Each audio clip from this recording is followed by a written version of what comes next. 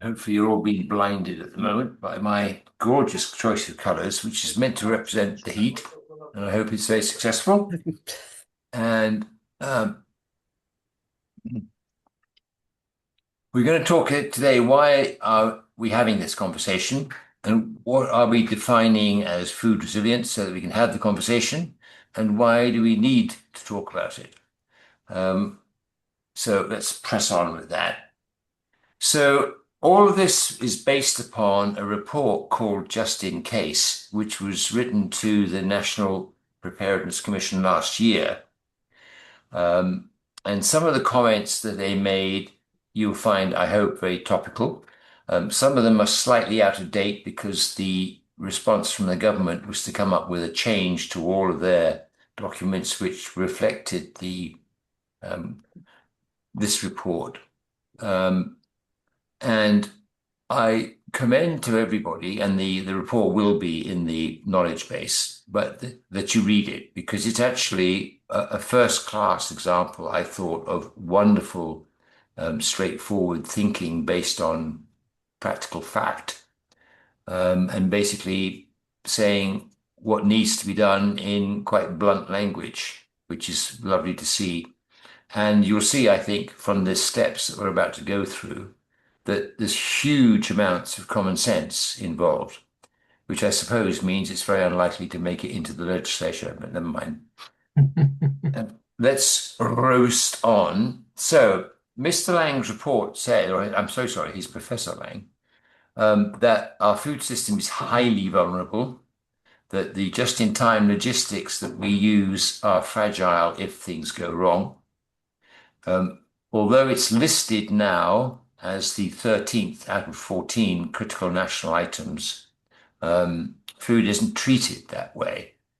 So, for instance, there is £2 billion this year has been set aside for cyber protection and investigation because cyber is one of the items on the CNI, but there's nothing in that sort of scale of money being put for food.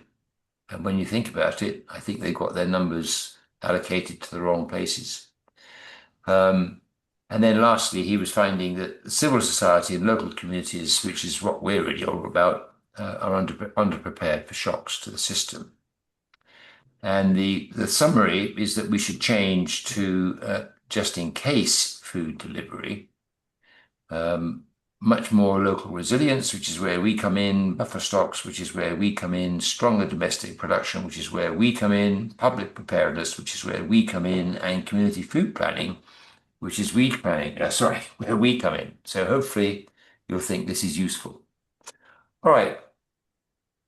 So as a result of this report, there is now a much more recognized feeling that food resilience is important. Um, when you stop and think about just-in-time delivery, it automatically, by definition, means that there aren't any buffer stocks. Otherwise you wouldn't be Yeah. delivering just in time. Um, and the resilience that we're getting down at our level is being appreciated a little bit more from senior level, because as you'll see shortly, the much of what Professor Lang is suggesting is not just a matter of sorting out the logistics, where is the food coming from, how much food are we growing, that sort of thing, which is what I thought he would be reporting. He's saying much more.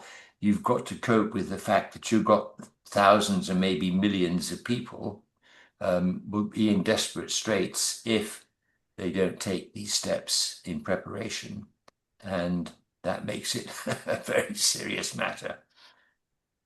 So the current state of affairs in the world has obviously strengthened his arguments that, as we've seen from everything from COVID-19 up through the war in Iran, um, and of course that wonderful evergreen ship that blocked the Suez Canal a couple of years ago, um, things do get in the way of smooth food distribution, and the weather isn't helping either.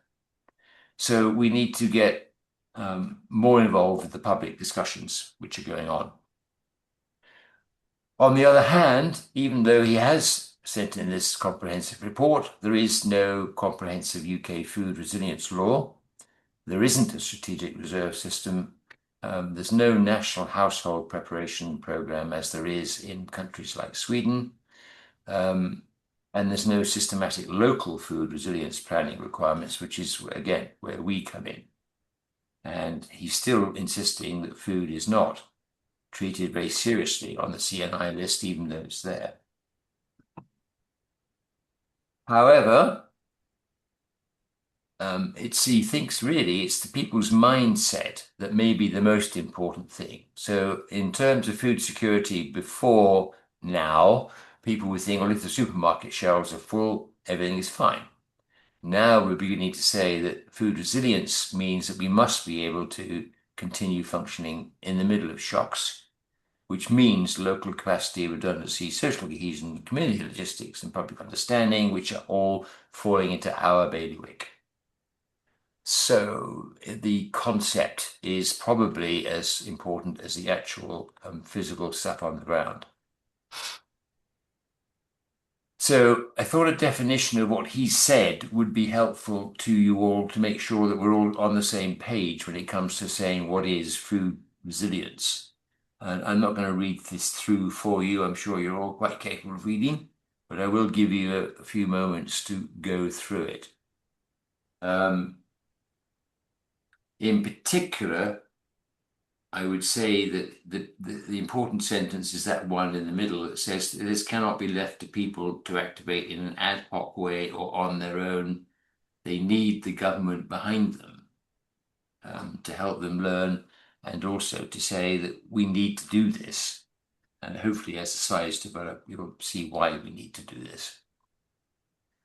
So, sorry. Why do we need to talk about it now? Well, because there have been some changes, all right? So the Resilience Action Plan came out a couple of months after his report and paid attention to it, made reference to it. DEFRA's food strategy and the 2024 food security report are there, but that's the whole point. They're all in separate what's the word I'm looking for, silos of the government. There isn't a single resilience framework document that brings all of these factors together into a strategy, which is daft, really. We still don't have any strategic food reserves, local logistics when the supermarkets can't operate, and I'll get into that later as well. We do need to decentralize distribution capability.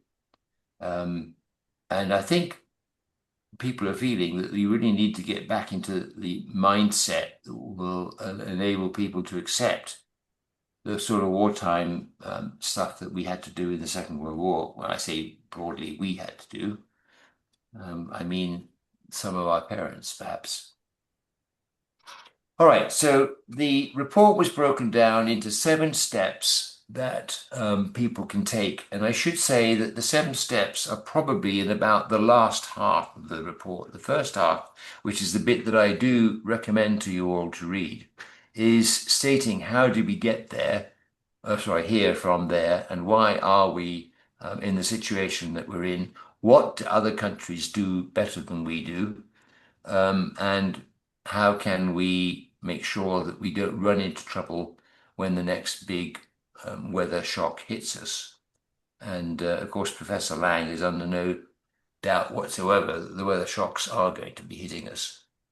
So 7 points. We're going to go through each of these one by one in several ways. First of all, I'll try and explain what he says each of these steps is, and then I'll break it down into how does that apply to us at our level of government, and then we'll just list what has been the lessons learned from elsewhere. So, sorry, I've just been saying what I haven't. Oh, well. This report was very definitely aimed at the UK national government, but it does apply to us, and hopefully, again, I'll be able to highlight that for you. There is an issue that because there is not a government strategy, there is therefore no legislation. The problem is what do we do? Because we need to get on with things because we're here already dealing with climate change. And who knows how quickly the government will act. And so that's good. But on the other hand, if all of us are all doing our own thing, then we're going to be less likely to be networking with other people or able to network with them smoothly. And if a national strategy does come through, does it mean we'll have to rewrite all of our work? But I do think, it'll be up to you to make your own decisions about what you do locally. But I don't think that we can dally much longer. And I did mention already the common sense stuff, so I think it'll all appeal to all of you. All right, the step one was to learn from others. And these are the main points that he's suggesting.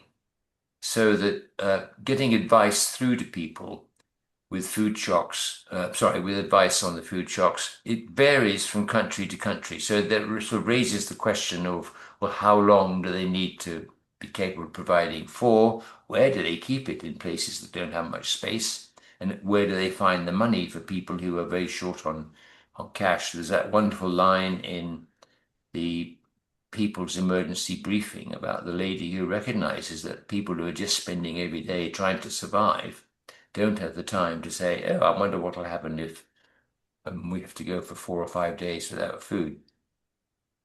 The community guidelines on stockpiling are very interesting because it's basically, again, a mindset, which we'll get into in a second.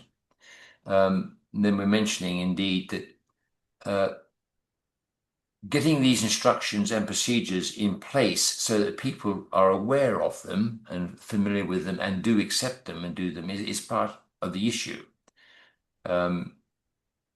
We need to encourage people to conduct audits of resources, and we want people to remember that they're all part of a community rather than just fighting to make sure that they themselves are okay. So if I move on to where we got, the advice that we give to citizens should take note of their varied circumstances and capacities without adding to their burdens. So this is going to be very tricky to do at the household level because of the financial implications. And I think that some of us may need to think about what do we do with the lesser rich people in our communities. And there's that second bullet point about the coordination being essential. Again, it's blindingly obvious, it's common sense, but it's far from what is actually happening. So I think part of the fun I have of working with great collaboration is finding just how keen everybody is to do the right thing and to get on with it, which is the coordination, which is so essential. And so I think that all you guys on this call are already going to be in agreement with point two. But the second step that he suggests is that we've got to assess the public's mood. And this is his major issue because not many people trust the national government. It's a very long time since we last had a huge food shock to the point where everybody was involved. So no one has really got the mindset ready to say, we may need to take some drastic steps, including rationing. And then there's all the business of how do we do the rationing in a fair way. And then, again, it's a major lesson learned from elsewhere is that the public needs to know, which is something in my italics that the National Emergency Briefing and the People's Emergency Briefing are trying to ensure. So lessons learned from step two. We need to emphasize community support, not look after yourself basis. Some of this, I think, we got in COVID-19. We were all rather, I think, pleasantly surprised at how all the communities seemed to pull together. I mean, certainly wherever I've been, everyone was saying how beautifully everyone worked together in COVID-19. Again, they're giving people the mindset now that rationing may be necessary, but it's got to be seen to be fair and equitable and understand why it's done that way. And after the crisis rationing, people need to be able to understand that it's based on fact, and the processes that are in place improve rather than worsen the situation. And they need to be planned now, because guess what? You cannot really plan successfully when the world is falling apart around you. You need to have it done ahead of time. And the whole point of a shock is that it's going to leave uncertainty. And part of the idea of making food resilience available is to help reduce that uncertainty. If people know that no matter what happens, there's going to be food, that's going to be hugely helpful. So again, we need to get on with this. So the third point was to map the assets that we've got. And this is where the lessons that they're drawing here are that it's got to be the communities working together. And the individuals are not going to do more than keep the individuals alive. And we're all responsible for our communities. So we need to encourage people in thinking that way, that the more we work together, the better the chances of getting through whatever crisis it happens to be. And then we all know about the loo rolls disappearing whenever there's a threat in the weather.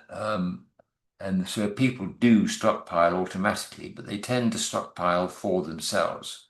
And I think that, again, the evidence is piling up that local communities need to know that the stockpiles are being held for community level, again, just to keep everyone's well-being at a high level. And we need to think about how do we cook at mass scale if we've lost power, for instance. So if you've got to supply your entire parish with hot food, have you got the facilities to do it? And they're suggesting here all sorts of ideas. Funnily enough, we had a street fair on Monday of this week, and it was very noticeable that by far the most popular stands were the ones that can churn out food, whether it be hot dogs, hamburgers, or hot coffee. So clearly those people have got a part to play in our planning for what do we do when things go wrong. Lots of propane gas cylinders needed, I suspect. So what are we lessons learned from the step 4 is that we do need the government to say, this is what's going to happen, this is what needs to happen. But there are examples of people who are getting it right. So Professor Lang was very fervent about the Scottish Land Fund, which is obviously something that will help people grow more food on community food areas. And there is legislation sort of going through at the moment that should improve our access to land that is not owned or being used by anybody at the moment, so that we can get them out there and getting involved. And it's well known, I think, to anybody who's got an allotment that the feeling of well-being is vastly improved by sitting there amongst your vegetables and your flowers and all the good that you're doing to the community. Fourth point, wonderful spelling of local, sorry about that. Local authorities are key to building civil food resilience. So big recognition that the national government is not enough on its own. It's got to get better at loading the responsibility to more local authorities. And we have got some of that happening, largely because there isn't a central government policy. So the big cities, in particular large towns, have invented food policy councils, which seem to be working surprisingly well. The metro mayors are now also pitching in to say we need to do this regional food focus, and they're putting money and support into making it happen. And Yorkshire, amazingly, has got an intermayor regional food collaboration, which is now being taken as an example for others to take up. So anyone who's in Yorkshire today, congratulations. And the rest of us had better take a look at what they're doing so successfully there. Graham, why amazingly? My mother was born in Yorkshire, so I have to be very careful. And Wales has got as of 2025, had 22 food partnerships all up and running, and presumably there are more now. Again, if we need examples, we now know where to go and look. So I seem to do step 4 lessons learned twice, did I? Anyway, the lesson here is that at the moment we don't have the legal powers to tackle food resiliences at the scale needed. In other words, you can't force people to do stuff, and we probably need to be able to, because people do need a kickstart at times. And again, he's stating that more needs to be done because it's not a big enough function on its own at the moment. The second point. I think the third one is very commonsensical. Try and reduce the travel that your food has to do. Make sure that where it's being grown is known about by the people who are going to eat it. And try and keep the distances as short as possible, the fuel use as short as possible, and the difficulties as little as possible when things go wrong. And a wonderful line, the last one, I thought the idea of moving horticulture uphill rather than concentrating in flooding areas sounds like a lot of common sense to me. Step 5 in his 7 steps is create the local food resilience committees. Now, I suspect that this is at a slightly higher level that we're talking. I think they're talking local authority level here. But again, I think it's necessary for us to know what should be happening so that we can kick those people who need to be doing it into action. So the government invented local resilience forums not all that many years ago, and they're saying that it's not clear to them whether they're responsible for food resilience. So some of them are doing it, and many of them are not. And clearly they want to have some guidance there. There is quite a lot of subnational experimentation and development going on. I mean, think of transition towns, think of places that are saying we're not, or all the ones that are building their own resilience arrangements. It's a growing field, and what people have done is great stuff. So Professor Lang is asking the government to grasp what's been done and just improve it. So he's also very scathing about the thinking, the mindset of resilience people is that they think in terms of single crises or a single crisis, perhaps. And he obviously is aware that the food system is going to be entering polycrises, and certainly the People's Emergency Briefing talks about a cascade of crises. And certainly the military gentleman in the film was saying that they're looking at all these things coming in at the same time and how on earth do you cope with that. So the section in building food resilience committees is the largest part of the report. So I didn't go through the effort of trying to summarize it for you here because it involves lots of diagrams showing how all these people should link together with their local organizations and into the national organizations. So again, it's very clear. Most of the diagrams are very straightforward and sensible. And again, when you're reading through this, I'm sure you'll get on to the step 5 food resilience committees section because he obviously thinks it's very important and he's obviously spent a lot of time and trouble on it. There weren't any lessons learned in that section of the book.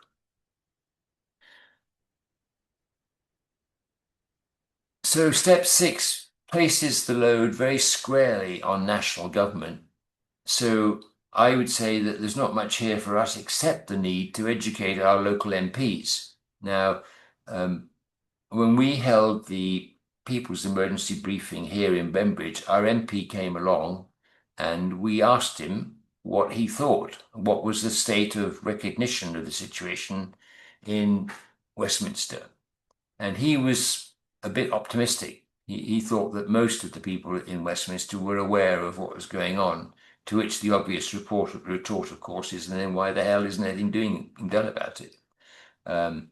And I'm afraid to say that shortly after he'd said that they're all aware of the situation, the Conservative Party came out and said, if we ever get back into power, we're immediately going to chop all the climate emergency money that's been set aside, Sorry, which, can I ask you what colour your MP is? what color? Yeah, red? He's, he's conservative. Yeah. Oh, really? Oh, God. Yeah. However, in the local district council elections, our um, parish clerk, who is a Liberal Democrat, was appointed ahead of the Conservative runner. So all is well in Bembridge. Mm. Um, so again, education of your MP, because these people are very busy chaps, just like we are, and they really don't have the time necessary to look at things unless somebody brings it to their mind. So I think we have an obligation to make sure that we're very much in touch with our MPs, and I think we have a responsibility to make sure that they know what we know, because they probably don't. Um, we already discussed the fact that just in time is the wrong strategy to be using when you're in a crisis mode. It's very interesting to take a look at the way that the English or the British system works at the moment. I mean, your Tesco deliveries, the Co-op and Morrison's and all the rest of them are brilliant. I mean, they're very, very tight on time. If you are a driver of a lorry and you miss your slot by more than 5 minutes, you're put down to the bottom of the queue, which kills everything all the way down. But they will not hold up deliveries for a late driver. They just basically say, we'll get you when we get a moment. It might be in the middle of the night. So the fact about all this degree of detail is that it depends very much upon the internet working. So you have to think what happens if some other state decides that what they're going to do is hijack Britain's internet, um, which may be why the £2 billion has been allocated to cyber this year, because it's very practically possible to do that. So again, we need to educate these MPs so that they can make decisions at the national level, because this report is saying there really is a need for big decisions at the national level. So, in case the MPs hadn't got the message, you have to say, just think what's going to happen if an entire area runs out of food, and what's people are going to do. Parents desperate to feed children will do all sorts of things that they wouldn't normally do, and you really, really, really don't want to get to that situation. So, I think it's important. Again, the last step was that the entire resilience framework needs to be reset for food, because it isn't actually targeted at food in the degree of importance that he feels it's needed. So they have put food on the critical national infrastructure, but they hadn't actually come up yet with the strategy to deal with it and how you're going to prevent it from going wrong. So just summarizing what I think I've said, at the moment, we're all very well supplied when things work. We might find out what happens when you run out of diesel fuel and the trucks can't keep going, which I wonder how close we are to that. But the actual matter of food resilience itself is not fine. And most of what this report is aimed at is getting the national government to come about with a proper strategy, a proper organization, and the proper legislation to make the system function more evenly in a crisis. But at our level, I thought it was very noticeable that the national government is not particularly trusted. It doesn't know how to communicate that well with its the country as a whole. Think of poor old Keir Starmer. Um, and they're not very good at communicating in advance, i.e., letting people know the sort of things that they're going to have to think about. So we have an obligation at our level, I think, to say, yes, you need to be able to trust your local parish council or your community organization or even the town council, which is sort of the scale that we're operating at. There's lots of lessons for all of us to learn about communicating well. And that people, I don't think, realize that we have to plan in advance, because things are going to happen. And you need to plan whilst you can think about things in a rational, logical way, rather when the world is falling apart around you. And it was clear from Professor Lang's report that he would like us to grow more, and he would like us to grow more of it locally and to consume the more that we're growing locally so that we're more resilient, more independent, can survive when big bad things happen. And just my final point, which I thought was rather remarkable given the line that comes out of the People's Emergency Briefing. We had a wet winter, although I don't remember it as such, but the ground was already saturated when the February rains arrived. Now, the February rains were not record-breaking. They were in various parts of the country, but very localized. As the nation as a whole and the month as a whole, February was wet, but not particularly wet in terms of record breaking. But that water arrived on top of ground that was already saturated. So it had much worse effect on the fields for the farmers and so forth. And then we followed that with the hottest May we've ever had. So just bear in mind, guys, we've still got a few days to go in May. We've already broken the records twice for this month. And the direct result of these two, where you have bad weather for planting seed and then you have hot weather for burning it, is likely to result in very poor harvests. And this is particularly so in the southeast, which is where an awful lot of stuff gets grown. So the report talks about stressed wheat and barley already this year. So the facts are it is happening as we speak. And likewise, the heat is not good for cattle. And so the biggest result probably is less milk. And Yeah, we've got a milk glut at the moment, actually. The price of milk is very low. okay, well, I hope it stays that way. Well, no, that isn't good for the farmers who are producing milk. Well, And true. also Yeah, the Environmental Land Management Plan, which was produced about 3 or 4 years ago, never made any mention of food in the whole of the document. So we've got a real problem, really, on the agricultural sector. yes, well, I think you're saying exactly what Professor Lang has been saying. There's very little emphasis on the food side of the things that the government ought to be looking at. And your farmer side of point of view, of course, is hugely valid. So just ending on the last line that came out of the People's Emergency Briefing, because I thought it was a very mind-opening line. But the weather you're seeing at the moment is the least extreme we're going to see in our lifetimes. So it's only going to get worse, peoples. So I think everything that we are looking at today, we really need to get on with it because it's going to get worse. So I'm going to wrap it up at that point. See if I can come out of the sharing and ask if anyone wants to say anything, or you're all eager to get away and start planning or buying. Could we have this presentation as a PDF, please? Yes. I mean, we've got a absolutely. real problem in this parish because of the skew of the membership of the parish council as much as anything else. Right. So you like it to be PDF? That's fine. I'll put both in. Yeah, I think PDF would be good, really. Okay. I don't have any problem with that. Thank you. You're welcome, Jane. So at the Alison, you look as if you're about to tell me I'm the question. sorry, I want to explode. That was brilliant. That was brilliant, Graham. You Well, raised thank you. everything that we need. But I have. Okay, so I was reading. It's so depressing. Tony Blair seems to think that he can advise internationally.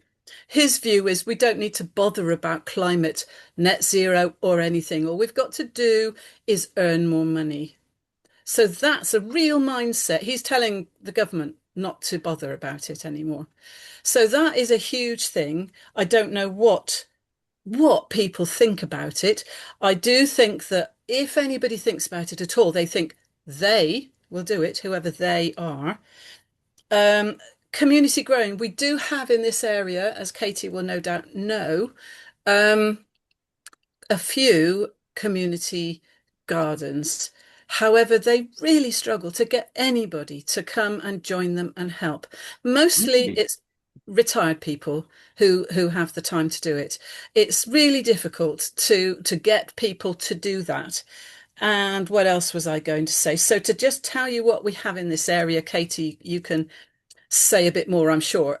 So we have the Forest Food Forum, which is run by our local voluntary organisation. No, Forest Food Network, sorry, is run by the local voluntary organisation and are quite limited, I feel, in their Bear approaches. with me a second. Oh, there's a plane going over.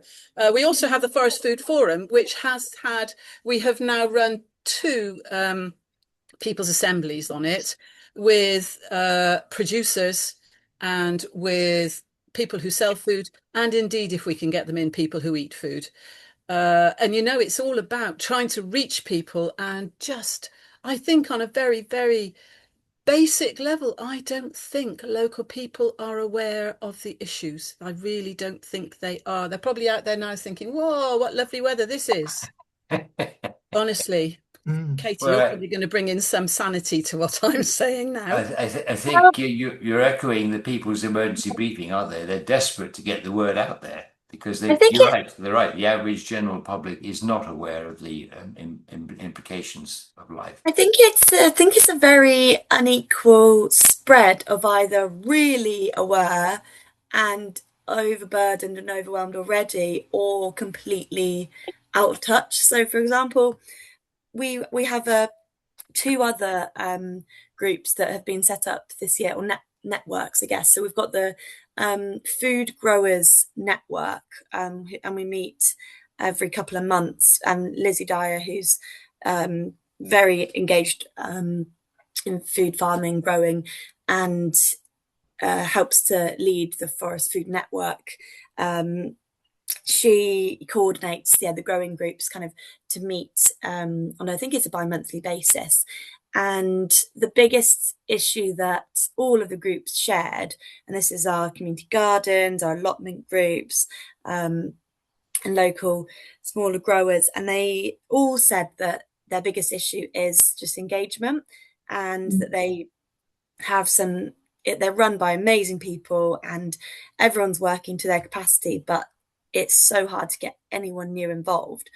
And so off the back of that, I've been trying to raise awareness and get more people engaged, and I've been doing that through more climate comms, so through nature and climate radio shows, podcast series. We're going to start the bi-monthly Nature and Climate Action newsletter that I put out with the help of Forest Living Climate Action Partnership, created a resilience web, which that is its name. You can look at Resilience Web, and there's lots of different cities and who've created them. It's an online directory of all of the different community climate action groups in an area, and you can filter it by different topics. So there's one that covers food farming, growing, and that would be a really good resource for areas. And then I've also been trying to focus on events to highlight our groups, such as we ran a 6 inches of soil film screening, panel discussion, community meal, and kind of shop window front for some of the local growing groups. And then also this weekend, I organised, it's called From the Ground Up, area at the Forest Showcase of all of our local growing groups to, again, kind of platform them. And the idea was to tell them to create like an action day or an open day and get people to sign up there and then and get them involved. And then the other thing we did was to commission a local young people's group to create a community produced zine on all of the local ways that you can support our transition to a more sustainable food network. So I can send that as a document as well, because it shows how we've linked to the Resilience Web and given ideas of what people can do at home, how they can get involved and how they can support the food local food network in their own district. So it's something we are really thinking about. And I think we had so much support for the 6 inches of soil showing. And I think that does actually show that there are so many people that are really, really engaged in this topic, more than, I think, only on par with water quality is there the next kind of significant interest. So we had 50 spaces in that event. We sold out and we increased it to 67. We then sold out, we increased it to 80. We didn't even think we were going to fill that room. And we sold out within a week, and we had a wait list and everything. So actually, I do think that there is significant interest in this area. I just don't know how to translate that interest into supporting and getting involved and actually kind of putting getting involved in. And that's the bit that, and I think, sorry, I'm going off on one, but the main thing I can think of is that people just don't have the capacity. There's the cost of living. We need to create paid opportunities in this area, and we cannot rely on the volunteer sector to prop up nature and climate action in general, but I think especially food. It's such an essential, critical part of the infrastructure. We need to resource it as so and pay people fairly a living wage to actually grow that food. And I think that's the only way that we're going to get more people involved. It can't be just voluntary. Yeah, agree. There's several people lined up behind you to talk, Katie, which is just as well, because I'm going to ask you if you could put all those wonderful references in the chat, or at least send them to me as an email. But because everything you're talking about, I think, is of huge interest to the rest of us. And it's no good just sitting on your desk. It needs to be on mine. So thank you. That was very useful and also slightly depressing. Sorry about that. Stuart, would you like to have a go, please? Thank you. I'd start by echoing what I think Andrew's going to say about water resilience. Certainly with what's been happening recently in Kent, and as we speak in Norfolk, there seem to be people running out of bottled water. But my main point was that there seems to be no mention of timescale. When we're planning these resilience manoeuvres, how long do you think we should be planning for? Well, I think I mentioned during this that the suggestions on that vary depending on which country you talk to. So I think that both to what Katie was talking about and to what everything is about, it's people's mindset that I think is important. So if anything, the biggest part of our work should be directed at teachers. If you can start teaching the children at 3 or 4 or 5 that actually they need to be part of their community and that they need to be thinking through their lives, so what are they going to do for others rather than just themselves, that may eventually change the mindset into the sort of land that we're hoping to achieve. And so when I always break everything down, and it comes back in the long run to education, I think. So in answer to your specific question, Stuart, I think the Swedes have the mindset that they need to be prepared all the time to cope with a 3-day outage. And most things in a peaceful world, most natural disasters can probably be resolved in certainly the G20 countries in 3 days. They've got the resources to overcome whatever disaster it is, or at least get food and water to people in that time. I think you need to tell that to Anglia Water at the moment. Well, I find it mind-boggling, I'm afraid, that after one of the wettest winters and one of the wettest Februaries, 2 months later, we've run out of water. So you have to think that their ability to capture it and store it at the moment needs vast improvement. And was it Jane was complaining that everybody? No, I'm sorry, it was Alison, wasn't it? Who was saying that Tony Blair's solution is to throw money at everything, but all this is going to take a lot of money. I think that people are going to have to get used to the idea that infrastructure needs to be built up far more than it is at the moment. But so 3 days at least, but there are conflicting arguments, Stuart, for more or less. Thank you. Come on then, Andrew, you can't do it. Well, Upset us about I water. was just going to add, as Stuart said, the key thing I think is water resilience, and we seem to have completely lost track of how it used to be done, very, very simply and locally, and all our ponds have been filled up and everything.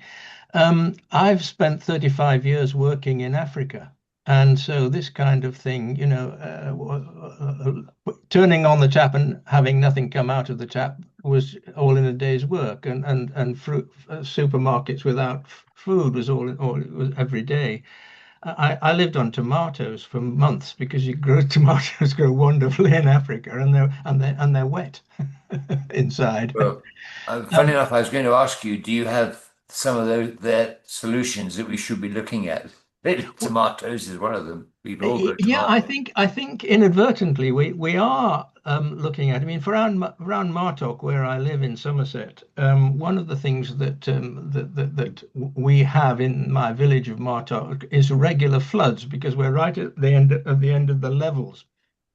And so we get lots of floods every year, and we started making ponds upstream in the tributaries.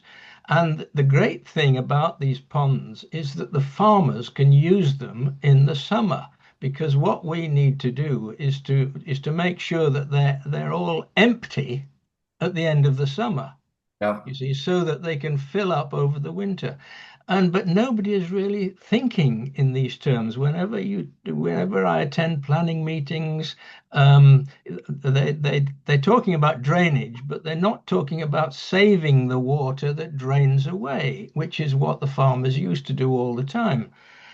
So it seems to me that we're in perhaps the most difficult position at all, and that is completely changing views and attitudes to things. We've got used to not needing water because every time we turn the tap, it comes out.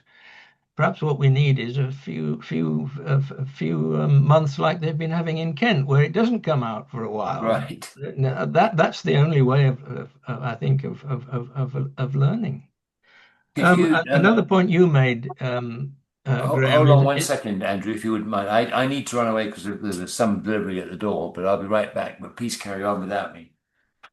Okay. The point that Graham made was uh, school curriculum.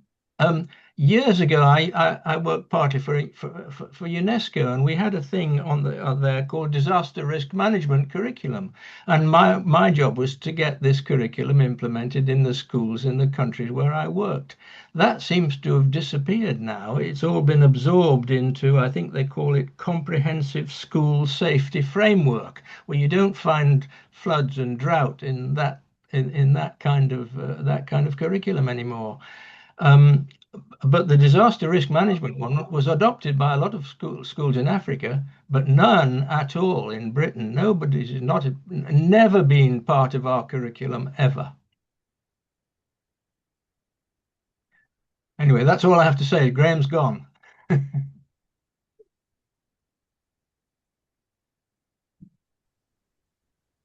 Maybe Frank, if you Are you should. talking? Because you're muted.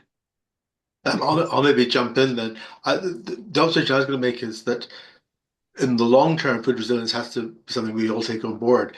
In the short term, one of the things we've managed to persuade Stirling Council to take more seriously is resilience in the face of climate sudden impact events.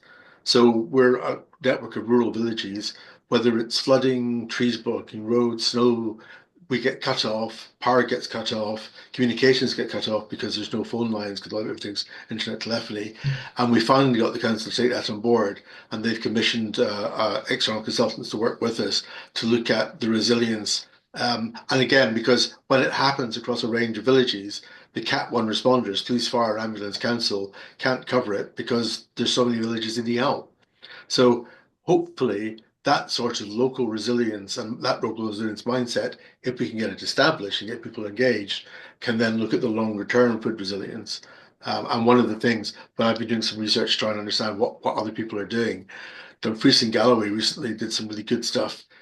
They experienced the same sort of sudden impact climate event outages.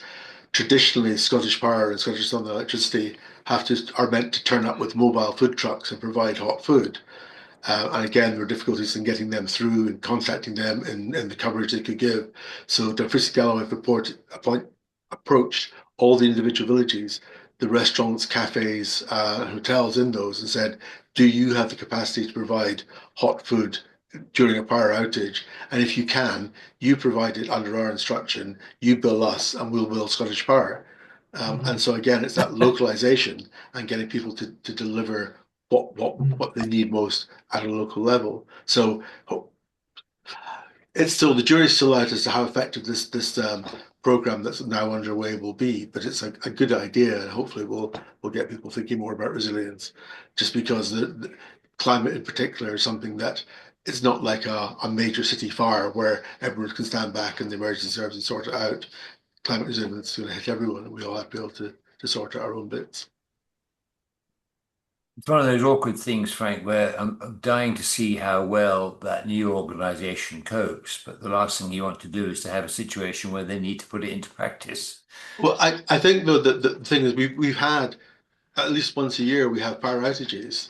At least 4 or 5 times a year we have named storms that affect our communities. So compared with some of the challenges you're talking about, which are inevitable, but people find it hard to get their heads around. People find it really easy to think back to, oh yeah, remember in January we didn't have power for 2 days, and some areas didn't have power for 7, 8, 10 days. So the fact of that is established. Now we're working on the solution, and you're getting more engagement because the fact has been established. Yeah, interesting. Let me just say a thank you to Gary for his wonderful comment about the new reservoir being built. I thought that was good news for change. Alison, all yours. Oh, sorry again. What Frank was just saying about the planning, that sounds absolutely brilliant. And I know that on our parish council, we were looking at the emergency plan. I had the feeling that in England, at least, I think there is a duty on the district councils or whatever council now exists at that level to prepare an emergency plan. When we were looking at it, there was no mention at all of food. You know, if you, as I put in the chat, if you don't have food, people can't live. Same goes with water, and yet it's not being recognised. So the only other comment, I was wondering whether when water was going to be put in, because that's actually more important even than food, isn't it? Absolutely, absolutely, yeah. The only other comment I wanted to make was that at our district council level, we were talking about putting out a leaflet to every single household in no uncertain terms, saying there is an emergency, it is now, and saying all of the really scary implications of climate and biodiversity tragedies that are already unfolding. We wanted to put that on one side, haha. On the other side, we wanted to put stuff about what you can do about this. Because, you know, there's no point in scaring people if you don't give them something to do about it. But actually people chickened out. They weren't, the majority of the council were not prepared to risk scaring the horses, which I think is a real shame. But the only last comment I wanted to make was I do think the only way that we can be properly resilient is to localize it all. And that's where the community growing comes in. That's where looking at the water comes in. It all has to be localized and become a way of living. Talking about how long we have to maintain this resilience for, it feels to me like it's forever. We have to change the way we're living. It's the way we're living that's created this. So it's the way we're living that has to change, in my book. Yes, I'm afraid you're right. That's very true. And there was a point you made there. What was I going to say? No, sorry, I missed it. Gary, yours, please. Yeah, I'm just listening to this. I'm just wondering, you know, how much could the government do in terms of working with farmers to kind of deliver this resilience, you know, instead of leaving the farmers just subject to market forces? Is there something the government could be doing to kind of like saying, right, we need food resilience in this country. You are the people to provide it for us. What is it that they need to do with the farmers to say, right, okay, you have the stocks, you have the, you stockpile the food, you have the 3 days reserves or whatever? Seems to me to be the obvious solution that, Well, they have the certainly where space. localization is concerned, yes, because if they've got the turnips or the tomatoes or whatever they are in their own barns, then at least they're local. So I agree. And I guess the government's going to have to come up with a way of paying them for it. Well, like all these conversations, we usually end up with more questions than solutions. I've been called again. Katie, you look like you're about to talk something. Would you like to say something whilst I just go and answer the doorbell again? Thank you.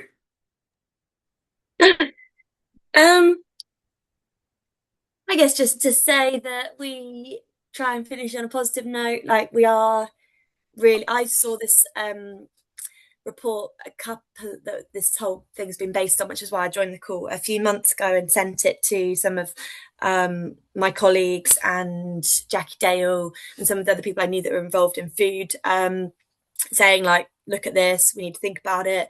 And we are doing a lot around food. So I'm the thematic lead for our new strategy on food farming and land use. As I say, it's an area that people really do get behind, and it's kind of it's across all kind of political beliefs and different kind of parts of society. And I think that is something that draws people together. And I think there's a lot of possibility of food to draw people together and to really unite people around climate action. And it's one of the kind of key shared benefits of climate action that everyone cares about, even if you don't care about. We had climate deniers coming to our drop-in sessions around our new nature climate strategy, and the only thing I could find common ground with them on was the need for local resilience around food.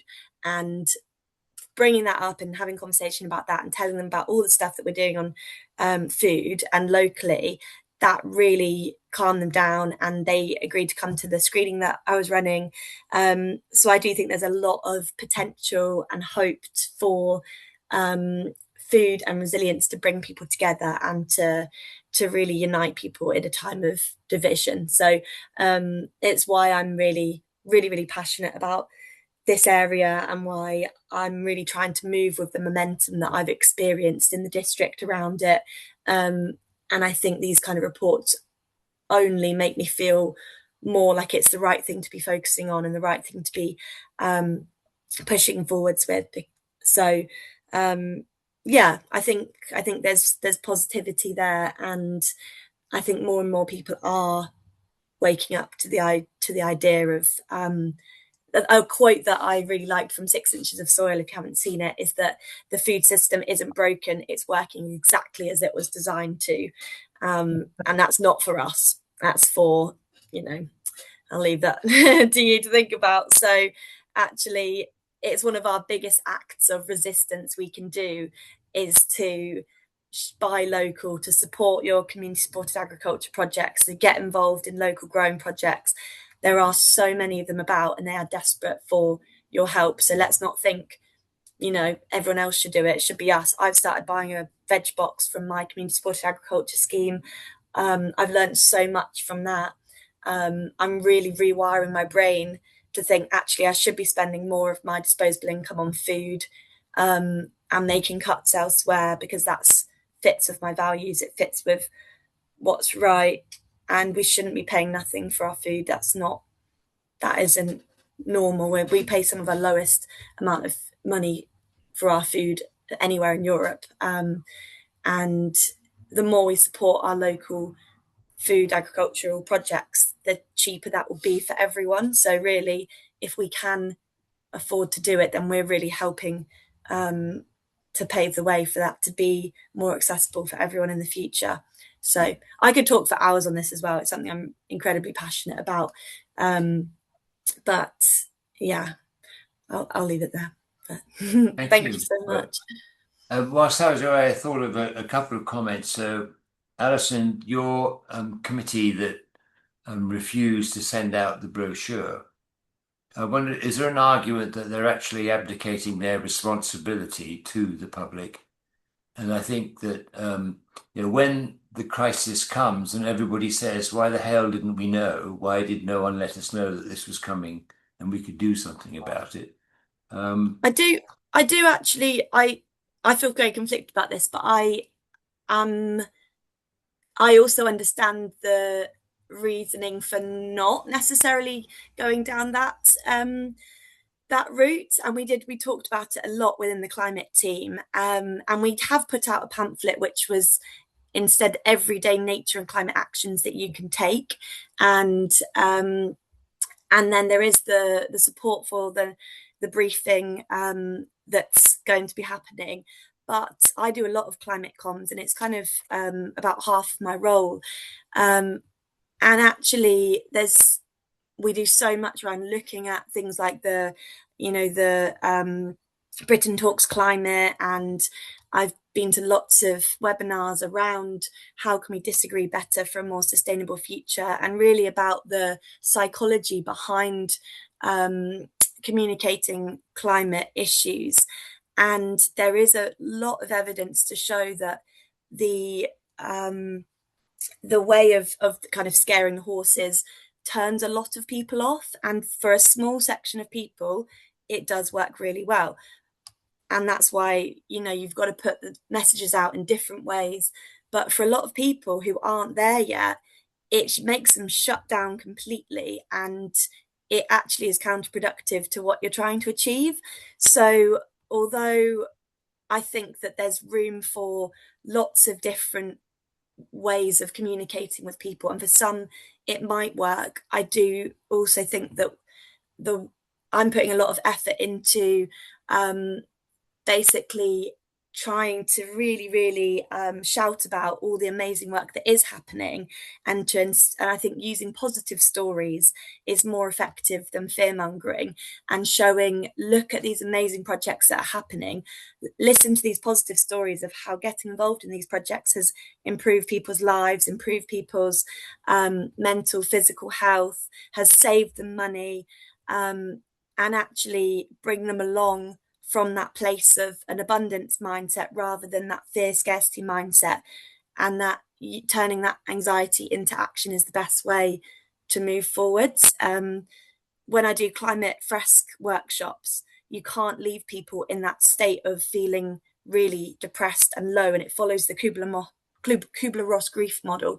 If you leave people feeling existential, overwhelmed, burnt out, they are just going to bury their head in the sand. Whereas if you tell them some hard truths, but really coax them through into, this is really hard, we understand there's a lot of fear around this is what you can do, this is what's already happening, here are so many people who are doing this already, it's not a radical thing to be thinking in this different way.